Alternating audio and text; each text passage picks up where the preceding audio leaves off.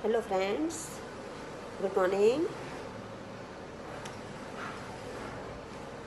आपने अभ्यास के प्रश्न लिख लिए होंगे, बराबर।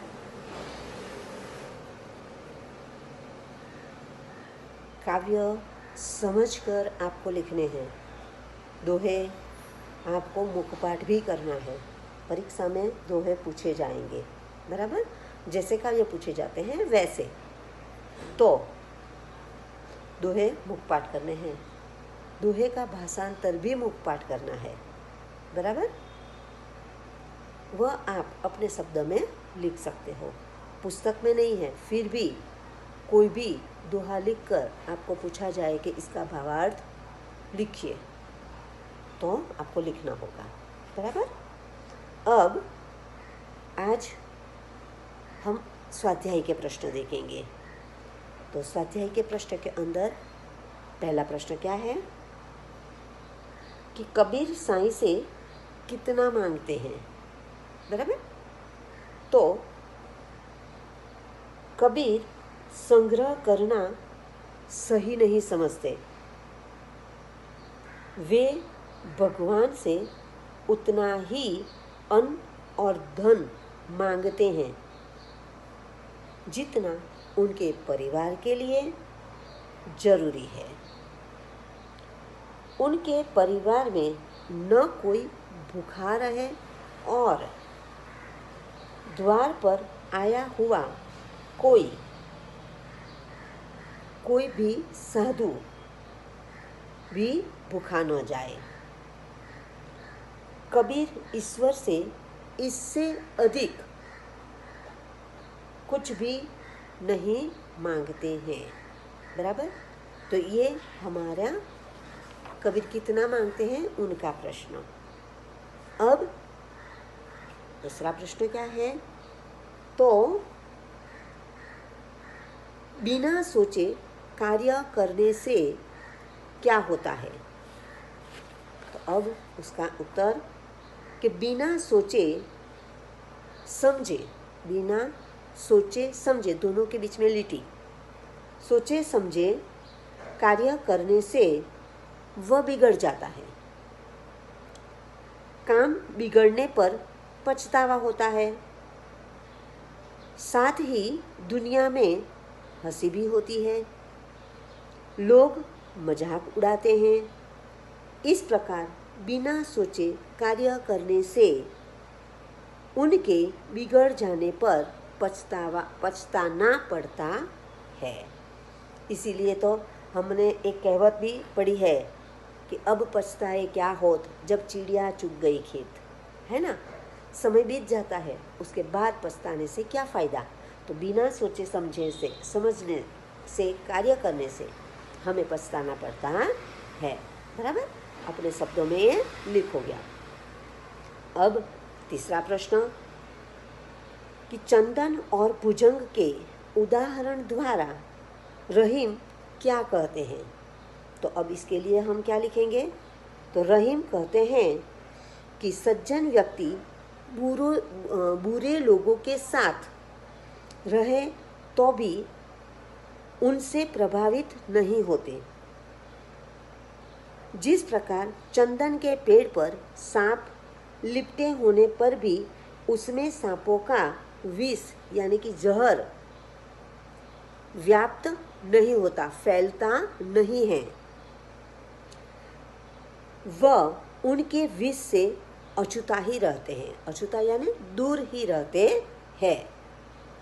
उसी तरह यदि व्यक्ति उत्तम कोटि का है तो वह संसार में रहकर भी वहाँ की बुराइयों से दूर ही होगा, यानी कि उससे कोई भी बुराई छू सकती नहीं है, उनका उस पर कोई प्रभाव नहीं पड़ेगा।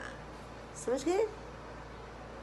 अब चौथा प्रश्न क्या है, तो चौथा प्रश्न रहीम बड़े लोगों की क्या विशेषता बताते हैं। बड़े लोग हैं उसकी विशेषता क्या होती है। आप भी किसी को बड़े व्यक्ति कहना हो तो उसकी विशेषता आपको पता होनी चाहिए, बराबर। हम में भी जो कोई कोई हमें बड़ा व्यक्ति कहे तो हम में भी कोई विशेषता होगी, तब हमें कोई बड़ा व्यक्ति कहेंगे। तो हम में भी ऐसी विशेषता होनी चाहिए। तो कौन सी विशेषता? रहीम बड़े लोगों की विशेषता बताते हुए कहते हैं कि बड़े लोग कभी भी अपने मुख से स्वयं की बड़ाई नहीं करते, स्वयं की बड़ाई नहीं करते। वे बड़ी बड़ी बातें करके अपना बड़प्पन नहीं दिखाते हैं। जिस प्रकार हीरा मूल्यवान रत्न होने पर भी स्वयं अपना मूल्य नहीं बताता, वैसे ही बड़े लोग खुद कभी अपनी प्रशंसा नहीं करते। बराबर? तो हीरे की जो कीमत है, उसका मूल्य है, वो सुनार लगाता है।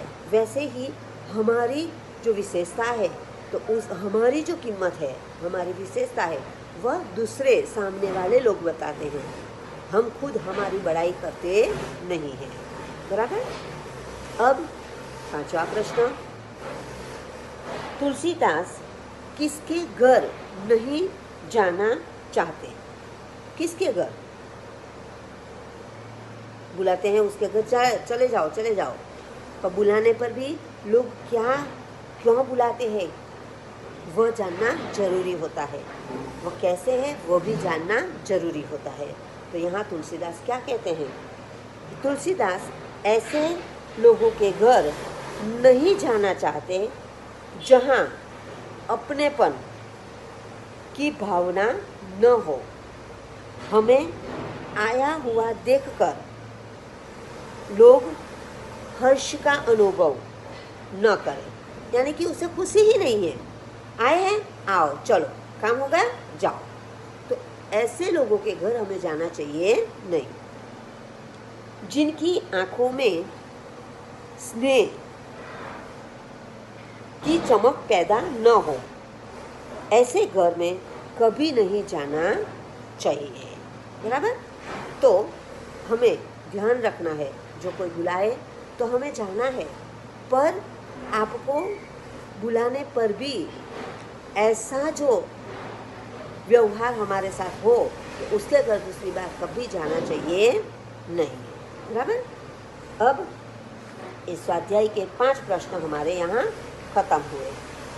अभी दूसरा प्रश्न है।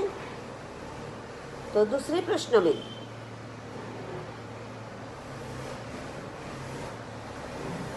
इस इकाई के दोहों में से आप कौन से सद्गुण प्राप्त करेंगे? तो सद्गुण यानी अच्छे गुण। कौन से अच्छे गुण? इन दोहे में से बहुत कुछ अच्छे अच्छे गुण है जो हमें लेने हैं। तो कौन से ऐसे अच्छे गुण हैं जो आप लोगे, यह पूछा है। तो आप अपने शब्दों में लिखोगे। फिर भी मैं यहाँ आपको सुनाती हूँ कि आपको कैसे अच्छे गुण देखने हैं। बराबर? तो